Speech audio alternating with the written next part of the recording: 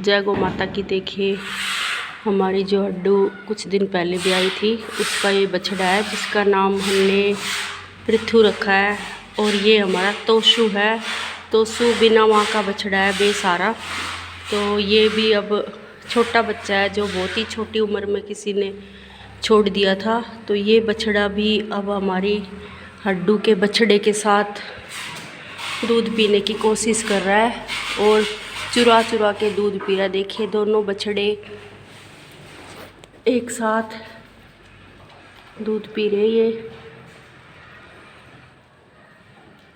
अभी हड्डू को पता नहीं है कि कौन दूध पी रहा है, कौन कौन। वो सोच रहे कि सिर्फ मेरा बछड़ा ही दूध पी रहा है, जबकि देखिए हमारा तोशु भी चुपचाप जाके हमारी हड्डू का दूध पी रहा है। देखिए हड्डू बेचारी बेवकूफ़ बन रही है। ये हमारा तोशु इसको बेवकूफ़ बना रहा है।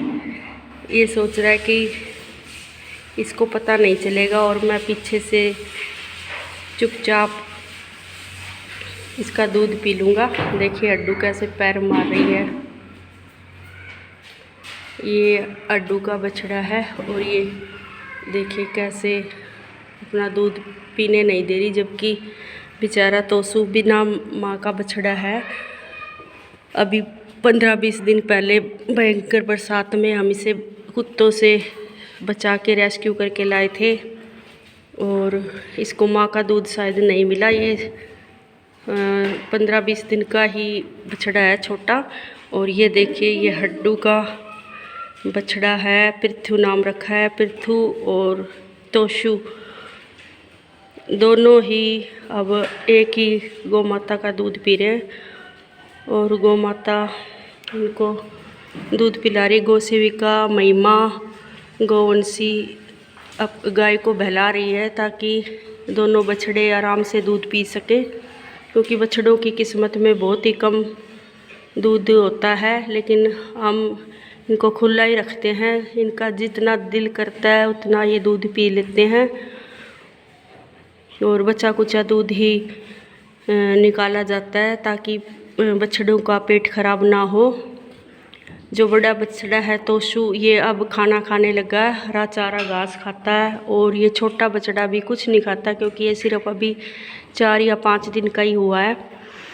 तो ये सिर्फ दूध पीता है और जब इसका दिल करता है अपनी माँ का दूध पी लेता है। हम इसको दूर नहीं रखते इसकी माँ से, इसकी माँ के पास ही ये रहता है। देखिए दोनों बछड़े, तोशु हमारा मौके का फ़ायदा उठा रहा है और इसकी पृथु की जो माँ है हड्डू, इसको ये लग रहा है कि सिर्फ मेरा ही बछड़ा मेरा दूध पी रहा है, जबकि तोशु भी पीछे से इसका दूध पी रहा है और पृथु भी अपनी माँ का दूध पी रहा है। ये दोनों ही बछड़े एक साथ गौ माता का दूध पी रहा है। इसीलिए गाय को गौ माता कहा जाता है, क्योंकि बहुत ही सीधा प्राणी है ये। इसमें कोई भी छल कपट नहीं होता। ये सबको अपना दूध वितरण करती है, किसी में भेदभाव नहीं करती। और जब गाय के पास उसका बच्चा रहता है तो वो बहुत ही प्रसन्न होकर दूध देती है। उसका जो प्रसन्न होकर जो कोई वस्तु दी जाए उसका स्वाद अलग होता है। इसलिए अपने गाय के बछड़े से, जो बछड़ी या बछड़ा जो भी उसका बच्चा हो, उससे उसको दूर नहीं करना चाहिए, क्योंकि जब उससे उसका बच्चा दूर करते हैं तो उसके मन में दुख होता है, पीड़ा होती है। और जब उस पीड़ा की वजह से हम उसका दूध निकालते हैं तो वह दूध भी एक जहर के समान विषैला होता है, एक विषी होता है एक तरह का, जिसे पीकर हम लोग कभी भी सुखी नहीं रहते, बीमार ही पड़ते हैं। क्योंकि जहर को अगर कोई पीता है तो वो मर ही जाता है। तो गाय को तड़फा तड़फा के उसका दूध निकालना ही एक तरह से विष के समान है। अगर बचा कुचा, जब इनके बछड़ों का पेट भर जाए उसके बाद बचा कुचा दूध ये अपनी मर्जी से देना चाहे तो वो दूध ही अमृत के समान होता है। उसको ग्रहण करने में कोई भी पाप या पश्चाताप नहीं होता। वो दूध अवश्य लेना चाहिए। लेकिन एक उसका भी तरीका होता है। गाय को भरपेट पौष्टिक आहार खिलाना चाहिए, सुबह शाम दोपहर उसको पौष्टिक आहार खिलाओ, उसकी सेवा करो। और सेवा के बाद अगर हम उससे कुछ प्राप्त कर रहे हैं तो वो हम अपनी माँ समझ के उससे प्राप्त कर रहे हैं। और माँ का अधिकार है कि वो अपने बच्चों को अपना दूध पिलाए, क्योंकि गाय को माता कहा जाता है और माता ही अपने बच्चों को दूध पिला सकती है, दूध दे सकती है।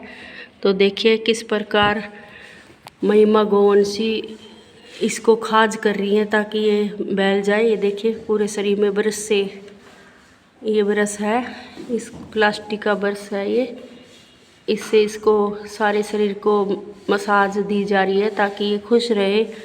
और खुश होने के बाद ये अपनी मर्ज़ी से एक अच्छा पौष्टिक दूध अपने बच्चों को और बचा कुचा हम इंसानों के लिए दे। देखिए आप भी एक देसी गौ का पालन अपने घर में करें और उसकी रक्षा करें। इस प्रकार एक गाय को एक शरण मिल जाएगी, उसकी रक्षा हो जाएगी। एक एक करके इस प्रकार हमारे देसी गोवंश बचा रहेगा। ये बछड़े भी कल को वंश बढ़ाने के काम आएंगे। जिनके पास 1500 गज का प्लाट है उसमें 150 गज की जगह में एक देसी गौ माता का अच्छे से पालन हो सकता है। और बदले में आपको पौष्टिक दूध बिना किसी मिलावट का, जो बाज़ार में सिंथेटिक दूध मिल रहा है मिलावटी, उससे अच्छा है कि आप अपने घर में एक देसी गौ माता रख के उसका दूध प्राप्त करें।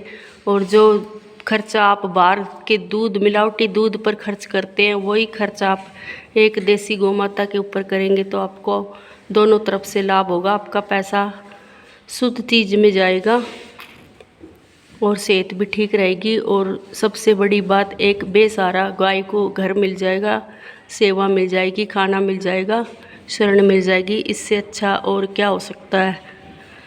सभी से विनती है कि इस प्रकार से एक देसी गौ माता का पालन अवश्य करें। धन्यवाद।